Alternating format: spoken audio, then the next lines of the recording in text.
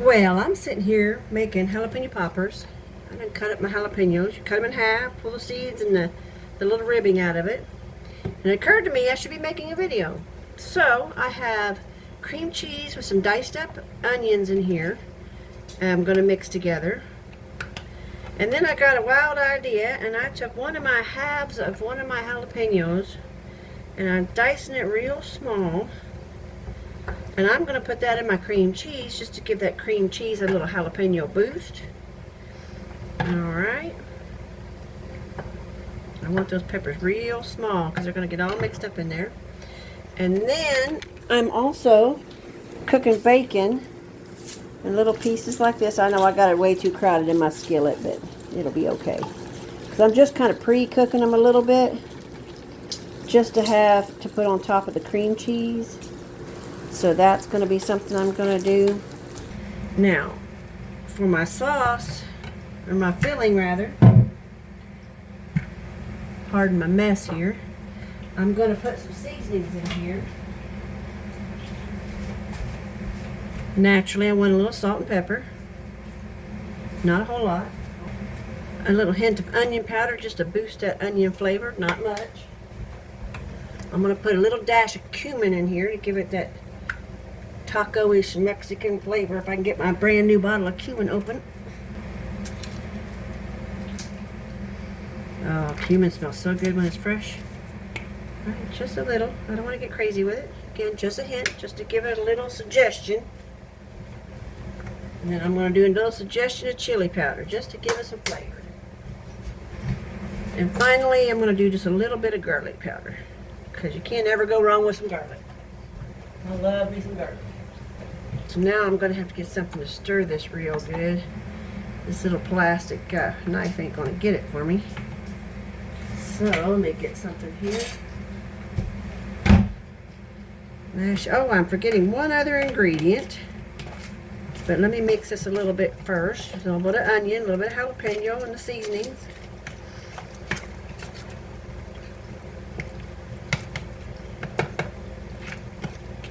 Now I have had this cream cheese sitting out to soften and it's still kind of difficult to stir, so don't be afraid, let your cream cheese sit out.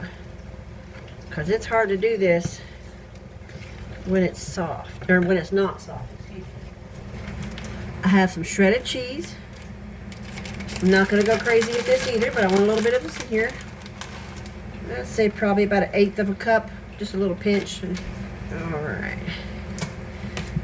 And then I'm toying with, I don't know if I'm going to do it yet, but that's certainly something you could try in case I don't, is I think I'm going to have some extra bacon.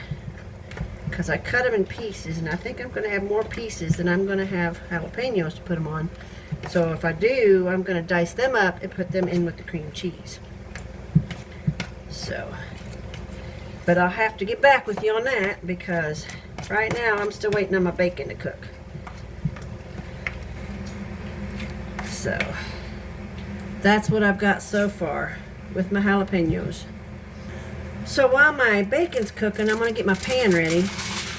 I'm going to take a little piece of aluminum foil.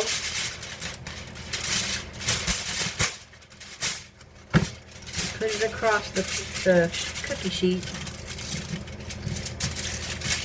Get it down on here. Real nice and snug.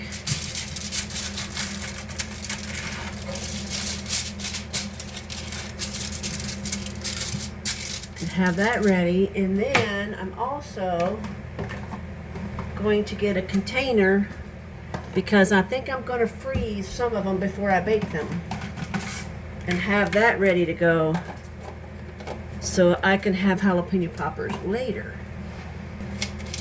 Just straightened out, and then I'm going to put some no-stick spray on here. I'd say any kind of no-stick spray is good. Ooh, this one comes out really fast. That's alright. Make sure they don't stick. So, in addition to getting my pan ready, I got my oven heating up, so that's going, and my bacon's getting close. You can see my bacon's getting kind of close. Some of these could come out like that. That's actually done a little more than I wanted. Let me get a paper towel to put that on there. Alright, so we're pulling some of this bacon out. Some of these pieces are pretty close to done.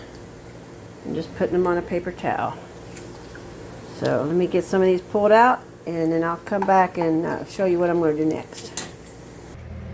Alright, so I got my bacon out. You might notice some of these pieces aren't cooked all the way completely done. But you got to remember this is about to go into the oven, so it's okay if they're a little underdone. That's not a problem, but we do need to count them. So I have 2, 4, 6, 8, 10, 12, 13, 14, 15, 16, 17, 18, 19, 20, 21 peppers. So I need 21 bacon. So I've got 1, 19, 20, 21, and that's what I said was 21, right?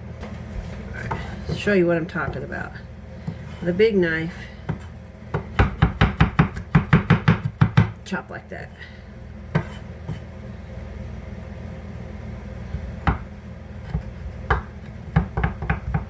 And you can get a pretty good mince on there. This is a serrated knife, which isn't the best for this type of cutting, but it'll do the job. Alright, so we're going to go ahead and pull it off.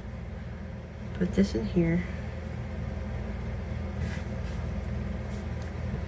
We'll just go ahead and scrape that off into our bowl. Alright. Hands off a little bit. And then we'll stir that bacon into that cream cheese filling. Now if this sounds good but you don't like jalapenos, you could get some bell peppers and mix it up the same way and bake them basically the same way. They're just going to be bigger unless you get real small bell peppers. So it's just an idea. Like, I haven't personally done that myself, but I can imagine doing it. I don't like cooked green bell peppers. I think they taste disgusting when they're cooked. But I could probably do it with a red bell pepper or a yellow bell pepper. Try to make sure I get that bacon all the way incorporated into that, so that way more than one jalapeno will have some bacon. Get my pan ready. And we're going to start putting these together. See, I shouldn't even have those seeds in there. I still got seeds in mine. That's a no-no. Seeds are where the heat is. Seeds and those little membranes in there are where your heat's at. Now there's one. About a tablespoon. Roughly a tablespoon for pepper. Now, bear in mind, if you do this with bell peppers, you're probably going to use more than a tablespoonful for each pepper because they're going to be big unless you just have extra pepper at the top or you cut them small enough. That could be a different issue. Yeah, this one's a little full. Let me pull some of that back off of there.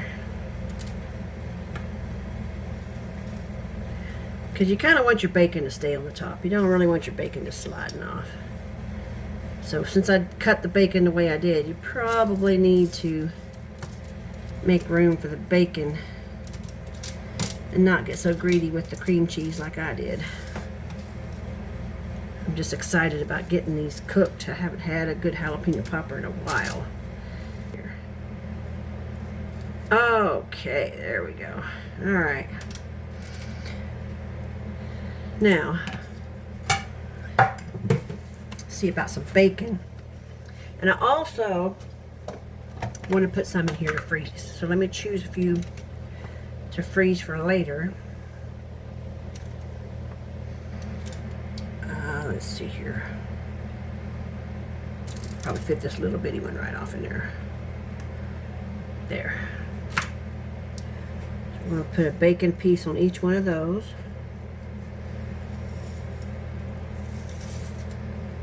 So that it looks like that right here. And then I can just put the lid on there, put them in the freezer, and then when I'm ready to cook them, I can cook them. So now let's see about the ones we got here. Got a big wide pepper, got a big wide bacon. Alright, use all that bacon up. Ain't no point, you don't want to waste any of that bacon because it's just too good to throw out. Alright, then we're going to pop that in the oven, about 20 minutes, 15-20 minutes, and see what comes out. Alright, here's the moment where we see what the jalapeno poppers look like. Ooh. You could cook them a little longer, get them a little browner, but we got some browning going on. I can't talk today. But these are how they turned out. See the bacon's all nice and good and crispy. Got some definitely golden brownness going on there. Ooh, they look good. I'm going to attempt to take a bite, but it is hot, hot, hot. All right, we're going to try this little one right here. They're calling my name.